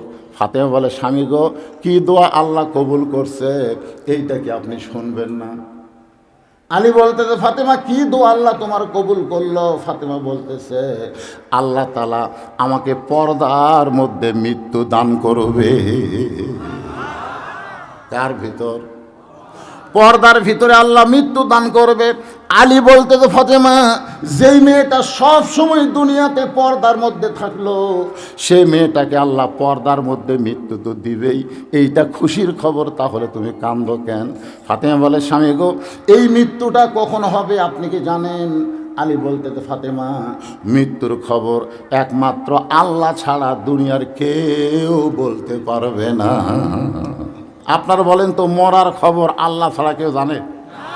আমি নিজের চোখে দেখছি গোবিন্দগঞ্জে, আমার সামনে এক মোটর সাইকেলওয়ালা খালি এইরকম এইরকম এইরকম করে গাড়ি চালায়, মানে আমি সোজা চলাই না, মানে গাড়ির আবার কি জানেন, যেটি বসে সেটা হলো দোপা, আর পিছন দিকে সিট হলো উঁচে। আমি এক মেয়ের বাপকে বললাম, কে ভাই জামাইকে এরকম গাড়ি কিনে দিয়েছেন কেন? একটা বেয়া সাইজ গাড়ি। আমাকে হুজুর কিনে দেওয়ার কারণ হলো আমার মেয়ে থাকবে উঁচাত, আর ওই আমার টাকালে গাড়ি কিনছে ই থাকবে নিচত, এই জন্য সিটের কাছে দোপা, দোপার মধ্যে আমার জামাই বসবে আর আমার মেয়ে পিছন দিকে উঁচিয়াত বসে আর ঘাড়ের ওপর হাত দিয়ে বেড়াবে। আমার টাকা নিয়ে হুন্ডা লিবু আর তুই উঁচিয়াত বসবো। ইয়ং ছেলে হুন্ডা চালাইতেছে এরকম এরকম করে, হঠাৎ একটা ভুটভুটির সাথে বাজে যায়, ঘুরে চলে যাচ্ছে, এক ট্রাক ওর ওপর দেখা যায়, নিজের চোখে দেখা। ওই জানি না যে এই জায়গায় ওর মৃত্যু আছে। আমরা কি জানি কখন আমরা মরবো? এটা কি আমরা জানি? যদি না জানি তাহলে কে কখন মরবে? হযরত আলী বলতেছে, ফাতেমা এটা কেউ বলতে পারে না। ফাতেমা বলতেছে, স্বামী গো, যদি আল্লাহ আমাকে জানাই, যদি আল্লাহ আমাকে জানাই, আমার আল্লাহ পাক আমারে জানাইছে আজকে গভীর রাত্রে ফাতেমার মৃত্যু হবে। যেই বলছে আজকে গভীর রাত্রে ফাতেমার মৃত্যু হবে, গাছের গোড়া কাটলে গাছটা যেমন ঠাস করে পড়ে যায়, হযরত আলী তেমনি পড়ে গেলেন ঘরের মাঝায়। মা ফাতেমা মুস্কি মুস্কি হাসতেছে, যিনি গভীর রাত্রে মৃত্যুবরণ করবেন তিনি হাসতেছে, আর মৃত্যুর খবর শুনে হযরত আলী কাঁদতেছে। মা ফাতেমা নিজের স্বামীর মাথাটা উরাতের উপরে নিয়ে কপালে একটা চুমা খায়। ওগো স্বামী, আপনি হলেন আসাদুল্লাহিল গালিব, আপনি হলেন আনা মাদিনাতুল ইলমি ওয়ালিউ বাবুহা। আল্লাহ রাসূল বলেছেন আমি হচ্ছি এলেমের শহর আর আলী হচ্ছেন তার দরওয়াজা। জোরে গান না সুবহানাল্লাহ। আবার আপনি কি আসাদুল্লাহিল গালিব, আপনি দুনিয়ার সবচাইতে বড় জ্ঞানী, দুনিয়ার সবচাইতে বড় বীর। আমার মৃত্যুর খবর শুনে আপনি যদি এভাবে দুর্বল হয়ে যান তাহলে আমি মরে যাওয়ার পর আমার 3টা চাওয়া কে পুরা করবে? আলী কান্দের বলে, ফাতেমা দুনিয়ার জীবনে গরিব ছিলাম বলে তুমি কিছুই চাইলা না, মরার পরে তুমি কি চাইবা ফাতেমা? ফাতেমা বলে 1 নম্বর চাওয়া হলো পর্দার মধ্যে রাতের বেলা আমার মৃত্যু হবে, পর্দার ভিতরেই আমাকে দাফন করা লাগবে। আমার মায়েরা বোনেরা যারা পর্দার অন্তরে আছেন একটু মনোযোগ দিয়ে শোনেন, পর্দা কারে কয়? আমাদের বাংলাদেশে মেয়ে মানুষ মরে গেলে 5 কাপড়, ধরে কোন কয় কাপড়? আমার এলাকার এক মেয়ে মানুষ ভাই চেয়ারম্যানে দাঁড়াচ্ছে, যাকে পাচ্ছে তাকে ধরে বলতেছে, ভাই ও ভাই ও ভাই আমাকে একটা ভোট দিও ভাই। যাক পাচ্ছে তাকে বলতেছে। ওই মেয়েটা আমার দিকে যখন ভোট চাওয়ার আশায় আসতেছে আমি ভয়ে পাচ্ছি দৌড়ে, কারণ ওর অভ্যাস ভালো না, তো হাত নিয়ে বুকুর ঠেকায়, ওয়াদা করেন একটা ভোট দিবেন কেনা। আমি চিন্তা করলাম এই তো খুব খারাপ, প্রত্যেকটা মরদ মানুষকে ধরে বুকুত হাত থেকে কয় ওয়াদা করে দিবেন কেনা, ওই ভয়ের ঠেলা কয় দেব। আমি ওই মেয়েটার স্বামীর কাছে গেলাম, স্বামীর কাছে গিয়ে বললাম, ভাই আপনার বউ যদি মরে আপনি কয় কাপড় দিবেন? আর স্বামী তো আমার চোখ আল করে বলতেছে, হুজুর আপনি আলে মানুষ, আপনি জানেন না মেয়ে মানুষ মরলে কয় কাপড় দেয়, আপনি জানেন না? আমি বললাম জানি ভাই রে, কিন্তু আপনার বউ মরলে কয়টা দিবেন? কয় সবাই যা দেয় হেমো তাই দিব। আমি ওর স্বামীকে বললাম, আপনি বলেন তো মেয়েরা মরলে 5 কাপড়, পুরুষ মরলে 3 কাপড়, এটা কারণ কি? ওর স্বামী বলতেছে আগে থেকে হয়ে আসতেছে, মানে আগে থেকে হয়ে আসতেছে, এরকম বাজে কথা বললে তো হবে না। এটা বুঝতে হবে মরার পরে যদি মেয়েদের 5 কাপড় দেয় তাহলে দুনিয়াতে মেয়েদের 5 কাপড়ের কম কাপড় পরা যাবে না। জোরে কোন কথা ঠিক কিনা? খালি 5 কাপড় দেয়, যেই খাটনিতে মেয়ে মানুষের লাশ রাখে সে খাটনি পর্যন্ত ওর চাদর দিয়ে ঢেকে থয়। সবাই বলে মেয়ে মানুষের লাশ দেখা জায়েজ নাই, মেয়ে মানুষের জেতা দেখা জায়েজ আছে কিন্তু লাশ দেখা জায়েজ নাই। আমার মায়েরা শোনেন পর্দার ওয়াজ। এরপর আমি চলে আসবো আপনাদের সামনে, অকুনু মা'আস সাদিকিন, সত্যবাদীদের সাথে হওয়া লাগবে, সত্যবাদীদের দল করা লাগবে। এ কথা আল্লাহর কোরআনে আছে না নাই? তবে মা বোনদের পর্দার কথা বাদ দিলে আমাদের সমাজ ধ্বংস হয়ে যাবে। আজকে অধিকাংশই মেয়েরা দেখবেন সিজার করে, জোরে কোন কি করে? আমি এক মেয়েকে বললাম, কেমন আপনি যে সিজার করলেন, মেয়ে ডাক্তার না মরদ ডাক্তার? তো কই হুজুর ওইগুলো কে দেখে, পেট কাটা সন্তান বার করছি, এটাই হলো আসল কথা। আপনারা খেয়াল করে দেখবেন বাংলাদেশের যারা বড় বড় ডাক্তার তাদের বউ কোনোদিন সিজার করেনি। বিশ্বাস না হয় শেরপুরে যদি বড় ডাক্তার থাকে খোঁজ নেবেন, বাংলাদেশের ডাক্তারের বউয়ের সিজার লাগে না, কারণ ডাক্তার জানে সিজার করলে মায়েরও ক্ষতি, সন্তানেরও ক্ষতি। আজকে যেগুলো সন্তান সিজার করা, এরা মোবাইল ছাড়া ভাত খায় না। দেখবেন সিজার করা বাচ্চারা মোবাইল চালু না করে দিলে ভাত খাবে না। এই যে সিজার করে না ডাক্তারের বউ, মৌলবীর বাড়িতে কোনোদিন মিলাদ হবে না। আপনি খেয়াল করে দেখবেন যারা মওলানা তাদের বাড়িতে কোনোদিন মিলাদ হয় না।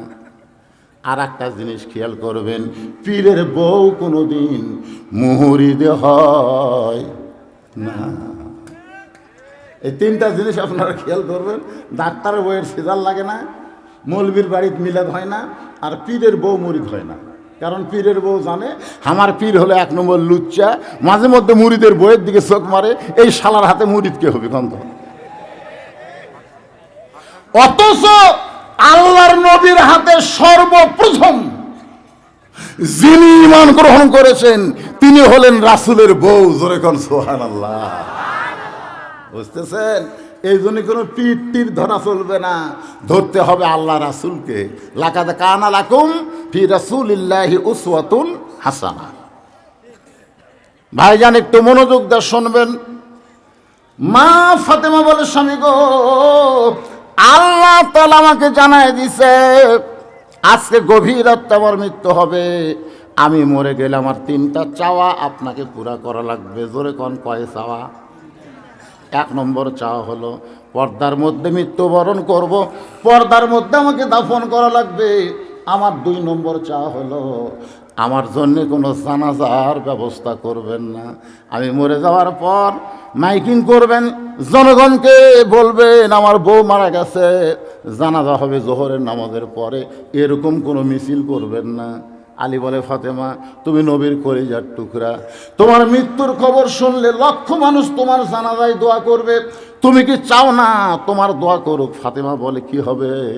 কোটি মানুষ যদি বলে ফাতেমা ভালো, আর আপনি যদি বলেন ফাতেমা ভালো না, ওই লক্ষ মানুষের জানাজা দিয়া ফাতেমার কোনো লাভ হবে না। আর দুনিয়ার সব মানুষ যদি বলে ফাতেমা খারাপ, আর শুধু আপনি বলেন আমার ফাতেমা ভালো, এক স্বামীর সার্টিফিকেটে ফাতেমার জন্য 8টা জান্নাতের দরজা আল্লাহ খুলে দিল।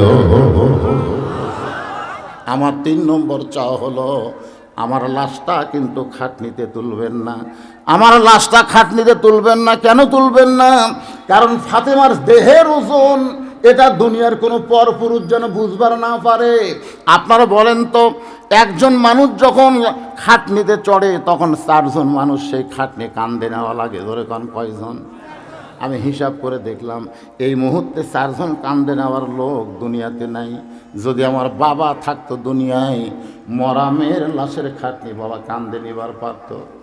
যদি আমার হাসান হোসেন বড় হইতো, মায়ের লাশের খাটনি কান্দে নিবার পারত।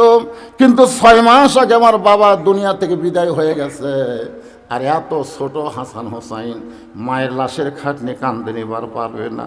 আপনি শুধু একাই আমারে কান্দে করে নিয়ে জান্নাতুল বাকির পূর্ব কোণায় আমাকে দাফন করবেন। ও গো স্বামী, আমার জন্য যদি আপনার কবর খুঁড়তে কষ্ট হয়, তাহলে আপনার আপন বন্ধু কেউ যদি থাকে দুনিয়ায়, তার একটু বলে দিবেন সে যেন ফাতেমার কবর খনন করে দেয়। গভীর রাত্রে হযরত আলী আবু যর গিফারির জানলার কাছে ছোট বাচ্চার মতন ফুফায় ফুফায় কাঁদতেছে। আবু যর গিফারি চমকে গেল, এই গভীর রাত্রে এমন করে আমার জানলায় কে কান্দে?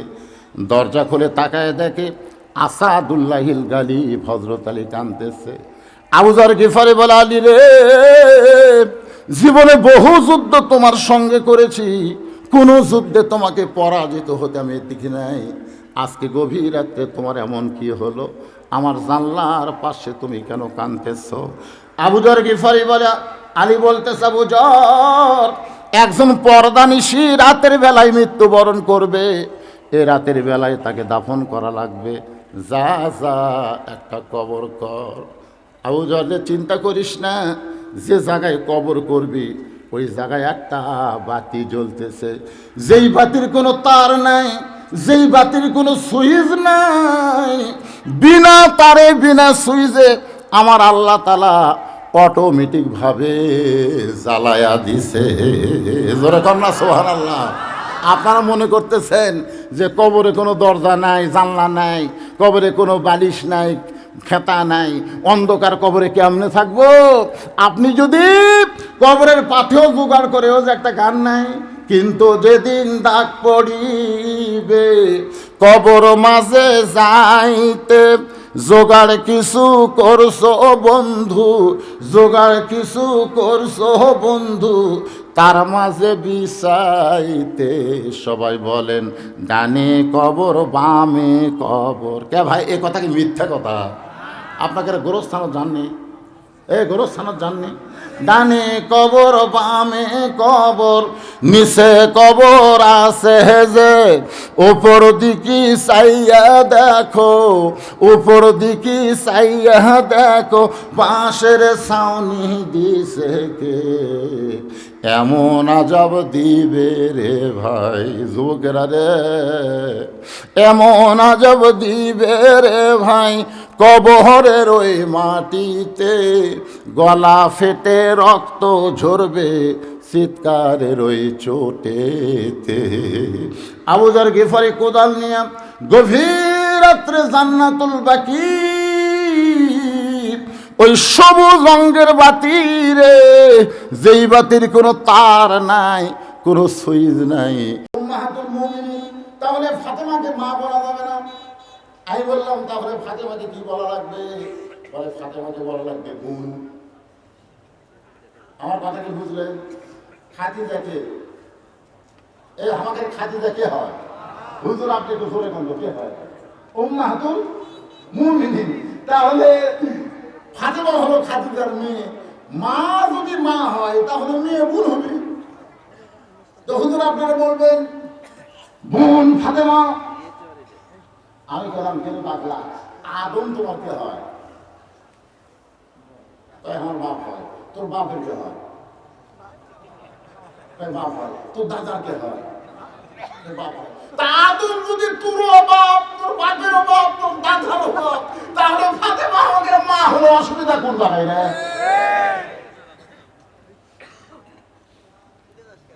নবীর মেয়ে ফাতেমা, নবী তাকে সম্মান দিয়ে মা বলে দিয়ে সম্মান করেছে, সেই মেয়েকে আজকে কবরের মধ্যে রাখা হবে।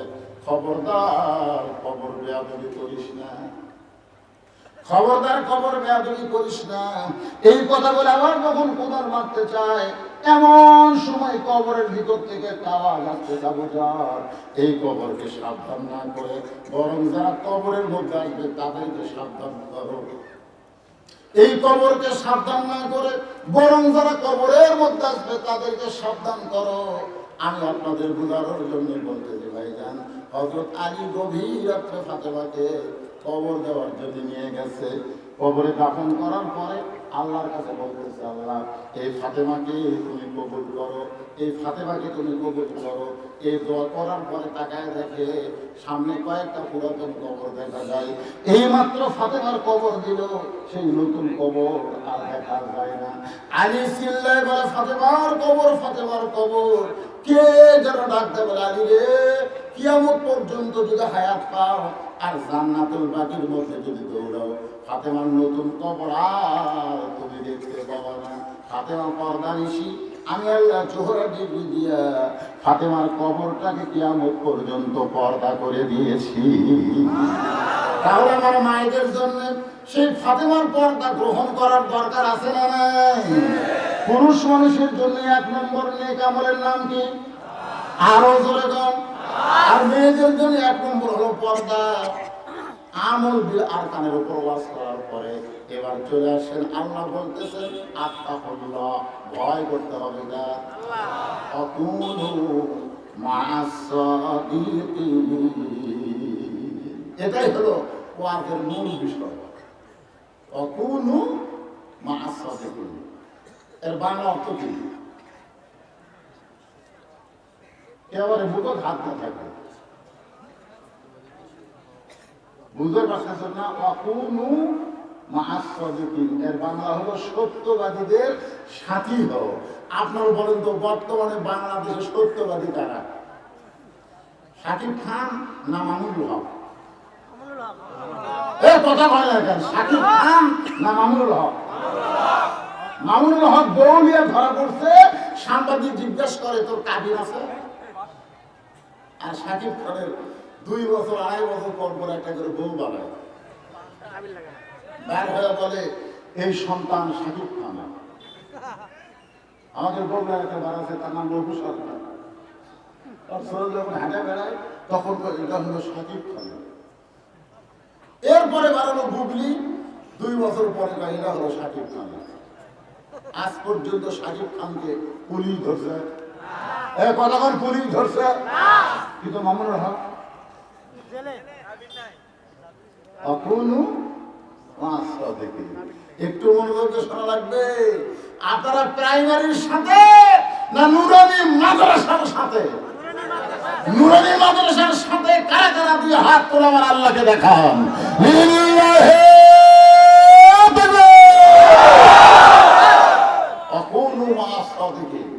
আমরা সত্যবাদীর সাথে। এই মাদ্রাসায় যেগুলো শিক্ষা দেওয়া হয় মিথ্যাবাদী না সত্যবাদী? তো সরকার যদি মিথ্যাবাদী প্রাইমারিতে বিল্ডিং বানাতে পারে, আমরা সত্যবাদী নুরানি মাদ্রাসায় একটা বিল্ডিং বানাতে পারি কি পারি না?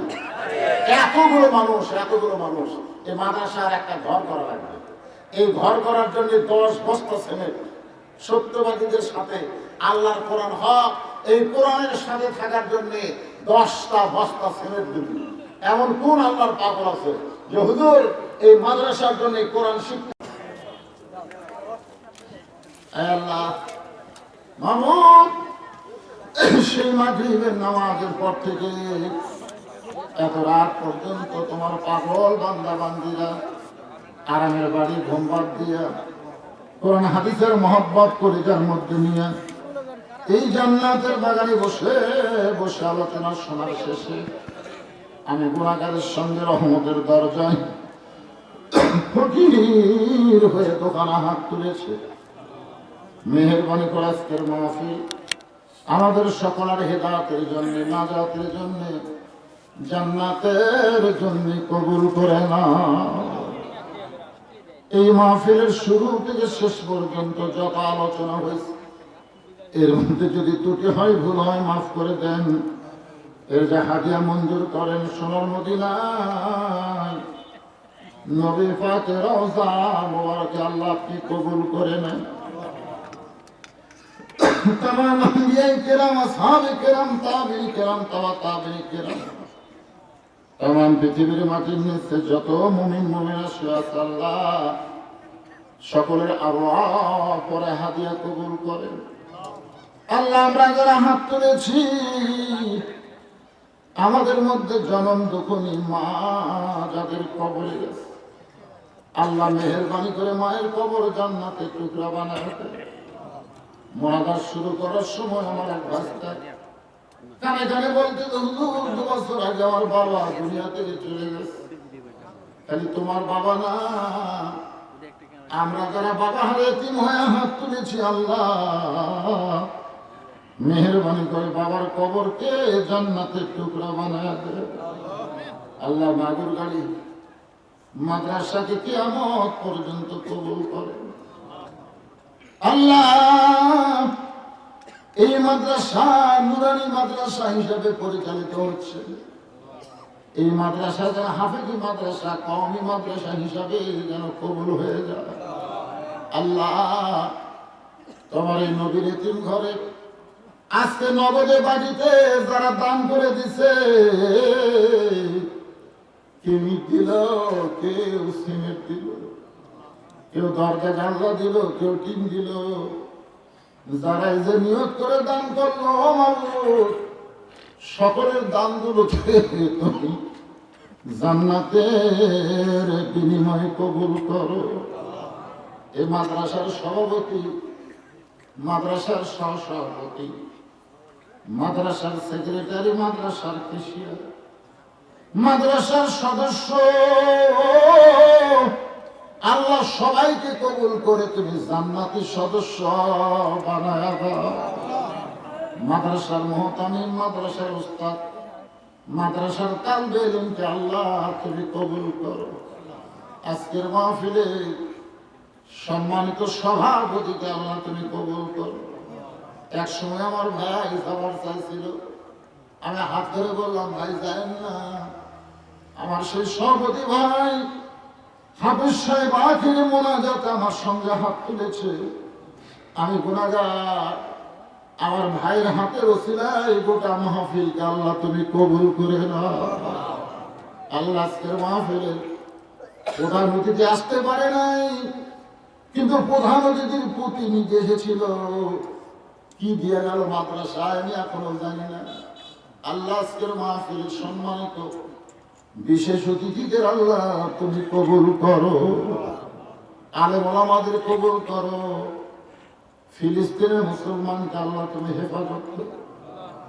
আল্লাহ তোমার ঘর আব্রাহা ধ্বংস করতে এসেছিল, তুমি আবাবিল পাখি দিয়া হস্তি বাহিনীকে ধ্বংস করে দিলা। বাইতুল মুকাদ্দাস তো তোমারই ঘর, যেই ঘরে আমাদের নবী সমস্ত নবী রাসূলের ইমামতি করেছে। আল্লাহ সেই ঘরকে ইহুদিরা নাফাক করতেছে। আল্লাহ তুমি মুসলমানের রক্তের বিনিময়ে হলেও বাইতুল মুকাদ্দাসকে তুমি হেফাজত করো। আমার মা বোনেরা পর্দার অন্তরালে বসে বসে ওয়াজ শুনেছে। আল্লাহ আমি সামিহা পর্দা নিয়ে কবুল করে মা ফাতেমার চরিত্র দান করে দাও। আমি অসুস্থ, আমার মতো যারা অসুস্থ হয়ে হাত তুলেছে আল্লাহ সুস্থতার নিয়ামত দান করে দাও। বাংলাদেশের অস্থিশীল পরিষদ অস্থিতিশীল পরিবেশকে আল্লাহ তুমি হেফাজত করো। আমরা একই মায়ের চার ছেলে, কেউ আওয়ামী লীগ, কেউ বিএনপি, কেউ জামাত, কেউ জাতীয় পার্টি করে। আল্লাহ তাআলা আবার একসঙ্গে বসে আমরা ভাত খাই। আল্লাহ রে, দল বড় নয়, দেশের জন্য সবাইকে কাজ করার তৌফিক দাও। আমার সোনার বাংলাদেশ আবার যেন সোনা ফলে। আমরা কোনো ফেতনা চাই না, গন্ডগোল চাই না। আল্লাহ তুমি দেশের সার্বভৌমত্বের উপরে রহমত করো। আল্লাহ দুর্বল উদ্যোগতি নিম্নগতি করে দাও, রেজেকের ব্যবস্থা করে দাও, অভাব অনটন দূর করে দাও। আসমানের বেলা আসমানে নাও, জমিনের বেলা তুমি জমিনে দাও। আবার দোয়া করে আল্লাহ মাগুর গাড়ি মাদ্রাসার উপরে খাস রহমত নাজিল করো। সুবহান রাব্বিকা রাব্বিল ইজ্জাতি আম্মা ইয়াসিফুন ওয়া সালামুন আলাল মুরসালিন আলহামদুলিল্লাহি রাব্বিল আলামিন। ওয়াজাল আখিরাতি কালিমাতুনা ইনদাল মাউতি। সবাই বলেন লা ইলাহা ইল্লাল্লাহু মুহাম্মাদুর রাসূলুল্লাহ।